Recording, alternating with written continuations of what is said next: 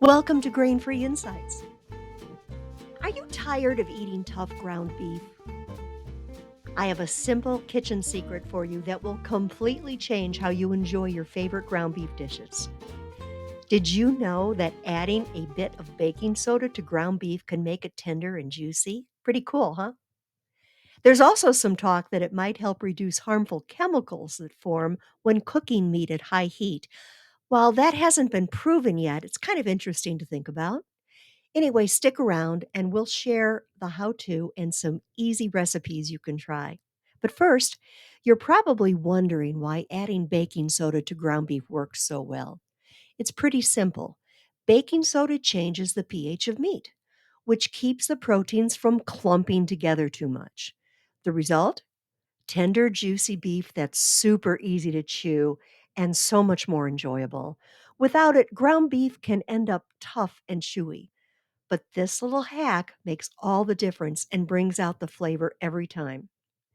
Now, before I give you the instructions, I want to let you know that you're probably going to want to use a little more baking soda if you are cooking grass fed ground beef or extra lean ground beef. Grass fed meat tends to have less high fat and higher protein content than conventionally raised beef, which means it can dry out or become tougher more easily during cooking.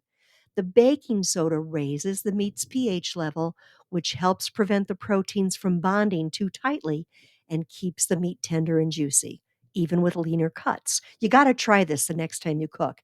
It's such an easy way to take your dishes to the next level. And after these baking soda instructions, I've added three simple grain free ground beef recipes to get you started. One is for juicy, beefy burgers, the other is for ground beef and veggies stir fry. And then there's my family and my favorite, mouth-watering taco filling. Okay, are you ready? Here's the kitchen hack that will take your ground beef game to a whole new level. All you need is baking soda. Mix 1/4 to 1/2 teaspoon of baking soda with each pound of ground beef, depending on your preference. Again, if you're working with leaner ground beef or grass-fed ground beef like I often do, I recommend sticking with the half teaspoon for the best results. The magic happens in the next part. You need to let the ground beef and baking soda combined set for about 15 minutes. Now, 20 minutes max. You don't want to let this go too long or it can over tenderize your meat. So make sure that you're going to be cooking that meat right at the 15-minute mark. So why go to all this trouble, you want to know? Well, you'll be rewarded with ground beef that's incredibly tender and packed with flavor. Seriously, you'll notice the difference immediately. It's like giving your dish a gourmet level upgrade without any fancy gadgets or expensive ingredients. Whether you're whipping up burgers, tacos, a hearty meat sauce, this simple trick will have everyone asking for your secret. Give it a try and prepare to wow your taste buds. Okay, let's put this trick to delicious use with three fantastic grain free recipes. And with all of these recipes, remember that after you've combined the baking soda with the ground beef, you want to let it set for 15 minutes before cooking with it. Say goodbye to boring dishes, hello to juicy flavor, and I have included the written recipes in the show notes below for your convenience. Number one, juicy beef burgers. What you're going to want to do is combine 1 pound of ground beef treated with baking soda, 1 teaspoon of dried oregano, 1 teaspoon of garlic powder, and salt to taste. Shape into patties and cook over medium heat until perfectly browned and juicy. Serve with your choice of bun or wrapped in a crisp lettuce. Wrap with slices of avocado and fresh tomato. The flavor of these hamburger patties is just a step up from plain burgers, and with the tenderness, they're just a mouth-watering delight. Next, ground beef and veggie stir fry. This lets you use any vegetables that you want, stir fry style vegetables. Here's what I do. I brown a pound of baking soda treated ground beef in a skillet, and then I add, maybe sliced bell peppers, zucchini, a handful of spinach, whatever I have on hand. You can substitute the vegetables with any stir fry worthy veggies you wish. You want to season with salt, pepper, and a squeeze of fresh lemon juice. And if you want a more Asian flavor, you can add coconut aminos to taste. Cook until the veggies are tender crisp the way you like them, and enjoy this gentle dish.